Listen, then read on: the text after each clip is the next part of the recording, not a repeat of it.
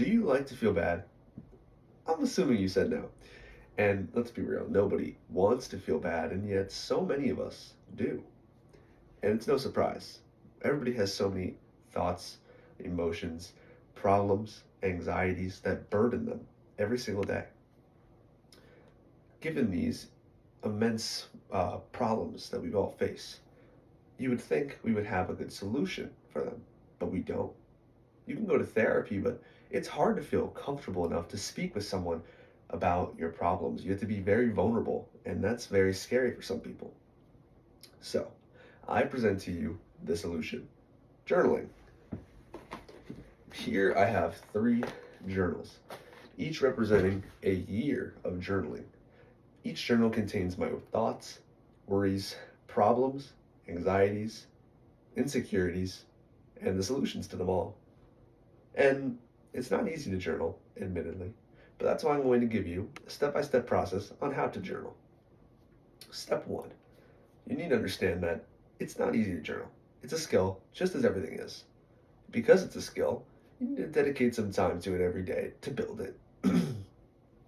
When I first started, I did about 15 minutes because when you sit down and try to write on a piece of paper and you don't know what you're doing, it's really, really hard.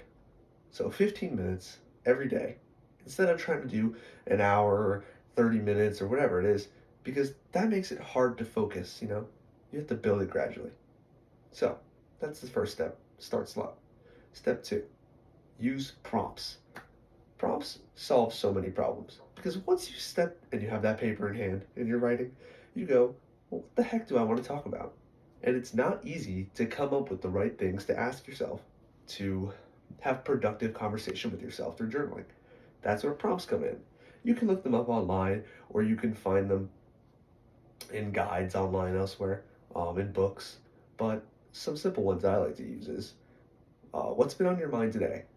Or how have you felt this week? Or list the three emotions that you felt most recently. Simple things like that. That can spark a conversation to have in your journal with yourself. Step three is knowing the layers of journaling, of which there are four. At the beginning is to talk about your day. That's the basis for all of your problems, is things that happen in your day-to-day life. So, and it's also the easiest to talk about because, you know what happened to you for that day. Given this, talk about whatever happened. I went to the theater with my girlfriend. I went to school and had a hard test. Whatever it may be. But the first layer is to talk about your day. And you don't have to if you know what the big problem is, but you can talk about your day until you get to the problem. And once you get to the problem, that's where you go to step two: your emotions. You have this problem. How does it make you feel? What ways are you feeling about it? Sad, angry, happy? It could be necessarily happy, it doesn't have to be bad. You can reflect on things that make you feel good. But once you get to that second step, or that second layer, you then need to think the third layer: thoughts. Because you might have a test that's making you sad, but you need to ask, why is it making you sad? I'm sad because it's going to bring my grade down, and my grade's very important to me. And you need to keep questioning yourself and your thoughts behind it, because that's how you overcome your problems, really, is by questioning your thoughts on each problem until you get to an answer that you think is good, is correct. And how do you get to that correct answer? That is the final layer. That is philosophy, ideas, or religion. Those are the basis for how you can guide yourself through these problems. For example, if you're a stoic and I got a bad grade on a quiz, or I thought I got a bad grade on a quiz, I would ask myself, I would say, first, the days. Okay, so I had a hard test today.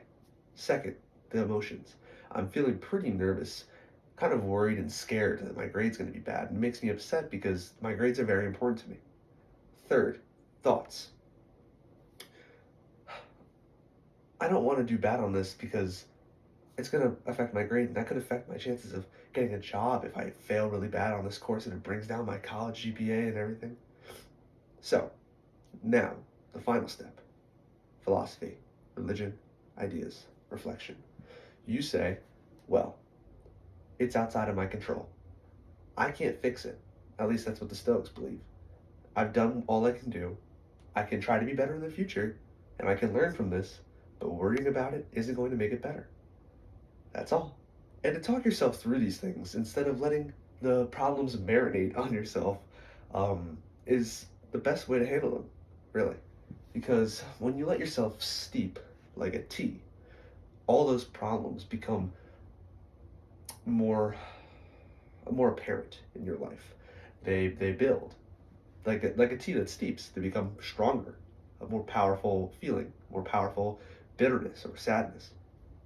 But if we can instead flush out those feelings by putting them in our journal, you successfully can make yourself happier. And that is how you journal. Thank you so much.